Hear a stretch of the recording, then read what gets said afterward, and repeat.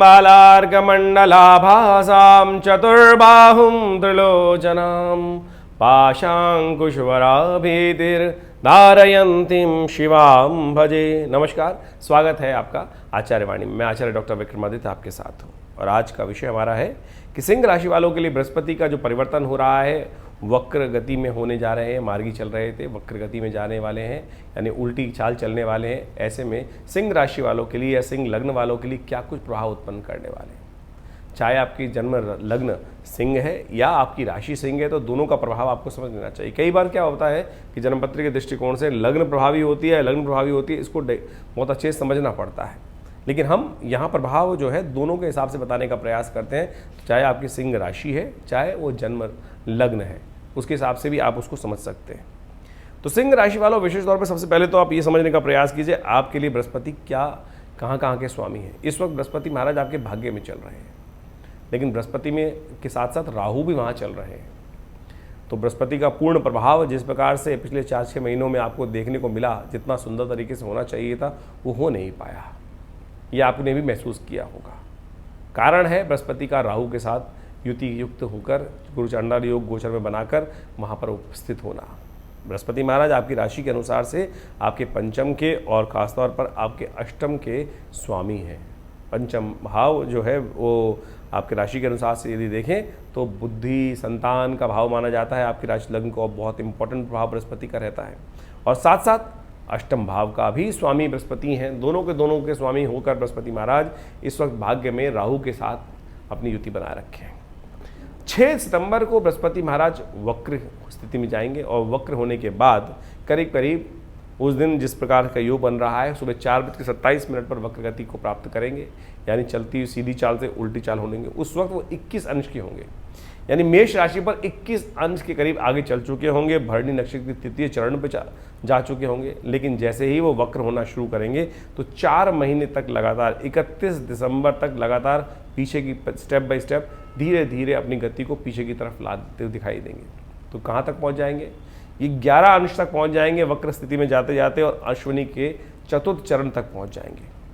उस वक्त केतु के नक्षत्र में बृहस्पति का जब पदार्पण होगा, तो ऐसे में बृहस्पति का प्रभाव आपके जीवन में क्या होने वाला है। ऐसे में बृहस्पति का प्रभाव सबसे पहले समझ लें। इन दिनों जब से बृहस्पति परिवर्तित हुए, वो आपके राशि में जहाँ नवम भाव में भाग्य स्थान में आकर, कहा जाता है भाग्य में तो बृहस्पति आकर 4 चांद लगा देते हैं। लेकिन सिंह राशि वालों के लिए बृहस्पति वहाँ राहु के साथ होकर बैठ गए और राहु गुरु चांडाल योग का निर्माण कर दिए हैं। तो आने वाले 2 महीने बाद करीब करीब 30 अक्टूबर को राहु भी परिवर्तन की तरफ जाएंगे। तब आपके जीवन में ट्रांजिट बहुत सुंदर होगा। ये जो परिवर्तन का समय होगा, ये बृहस्पति को पूरी तरह से खुली छूट देने वाला रहेगा। तब बृहस्पति खुली तरीके से पूरी तरह से अपने रंगमर का आकर प्रभाव उत्पन्न करेंगे। और उसके बाद जैसे जैसे बृहस्पति पीछे जाएंगे, यानी आप समझें कि राहु के साथ बृहस्पति रहते रहते 20 अंश तक चले गए, यानी आधे से ज़्यादा आगे भाव उग्र राशि का पार कर गए हैं। तो उसके बाद धीरे धीरे घटकर जब राहु के ग्रास से हटकर पीछे जाएंगे 11 अंश तक, फिर दोबारा 20 अंश आगे चलेंगे शुद्ध रूप से 31 दिसंबर के बाद से। तब बृहस्पति का पूर्ण प्रभाव आपको जीवन में देखने को मिलेगा। उन 4 महीनों में बृहस्पति आपके लिए वारे न्यारे करने वाले योग बनाने वाले हैं, बहुत सुंदर तरीके से आगे बढ़ने वाले योग बनाने वाले। नवम भाव में बृहस्पति का संबंध विशेष तौर पर आपकी राशि के अनुसार से यदि देखा जाए तो ग्रहगण दृष्टिकोण से जो बच्चे हैं उनके लिए तो बहुत अच्छा योग बनता है एजुकेशन के लिए। लेकिन जब बृहस्पति वक्री हो जाएंगे, ऐसे में ध्यान रखिएगा कहीं ना कहीं एजुकेशन में कोई ना कोई कमी लाने के इन 3-4 महीनों में योग बन सकते हैं। तो उसमें सावधान रहते हुए कार्य करने की ज़रूरत दिखाई देती है। ऐसे में कई प्रकार से आपकी राशि में बृहस्पति का वक्री होना आपके अंदर कई प्रकार के कुछ प्रॉब्लम्स ही इरिटेट कर सकता है। जैसे अननेसेसरी का घमंड मन में उत्पन्न हो जाए और वो आपको विशेष तौर पे कष्ट देने के योग बना सकता है। तो इसलिए कोशिश करें अपने जीवन में सरलता लाने का आपको यथाउचित भाव से प्रयास करना चाहिए। आपकी तरक्की का योग तभी बनेगा जब आप सरल होकर बनेंगे।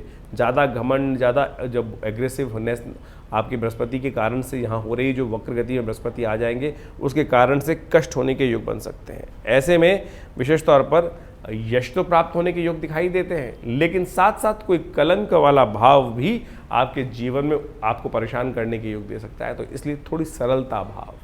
क्या होता है कि व्यक्ति सब कुछ बढ़िया है, लेकिन कह देंगे थोड़ा सा घमंडी हो गया है भाई व्यक्ति, अब सब कुछ समाप्त, आपके समक्ष अच्छी बातें दिखाई दे रही है, सब कुछ अच्छी बातें कर रहा है, लेकिन एरोगेंसी का वर्ड आते ही सामने वाले व्यक्ति थोड़े से पीछे हट जाते हैं। तो ये प्रभाव ग्रह के कारण से आपके ओरा के अंदर नेचुरल वे में उत्पन्न हो सकता है। तो इस बात का आपको ध्यान रखना है। तो देखिए, ज्योतिष के दृष्टिकोण से ये बात समझें आप कि ग्रहजन प्रभाव आपके मनोमस्तिष्क में, आपके ऊरा में, आपके प्रभाव में जो अपना स्वभाव है वो उत्पन्न कर देते हैं और फिर सामने वाले के अंदर आपके उसके मनोभाव में आपकी ये छवि बैठ जाती है। तो उसको समझ लेना चाहिए हमें कि ग्रह ने क्या किया है, तो उसके बाद उसको हम ठीक करने का प्रयास करें तो बहुत चीज़ें अच्छी तरह से उसके दुष्प्रभाव को बदल सकते हैं। आमतौर पर लोग कई प्रकार के उपाय करने लग जाते हैं। सबसे पहले तो समझ तो लें क्या कर रहा है, और फिर यदि आपको लग रहा है कि ऐसे में लोग मुझे इस प्रकार का प्रभाव लोगों के मनोमस्तिष्क में मेरे द्वारा यानी मेरे पर्सनालिटी के बारे में पड़ सकता है, तो उसको बदलने का आपको प्रयास करना चाहिए। वो बदलना बड़ा आसान है। सीधी तरीके समझ लें कि ऐसे में लोग, यदि आप थोड़ा घमंड आपको परेशान करने का योग बना रहा है, तो थोड़ी सरलता युक्त व्यवहार आपको करने का प्रयास करना चाहिए, वो आप ठीक हो सकते हैं। ऐसे में ध्यान रखिएगा, कुछ लोग आपको गलत प्रवृत्ति की तरफ भी ले जा सकते हैं। ऐसे में अननेसेसरी बदनामी आपके जीवन में आपको परेशान कर सकती है। वैसे ही बृहस्पति के साथ राहु चल रहा है और बृहस्पति के साथ राहु चलने के कारण से जिस प्रकार का योग बनता है वो आपको समझ लेना चाहिए।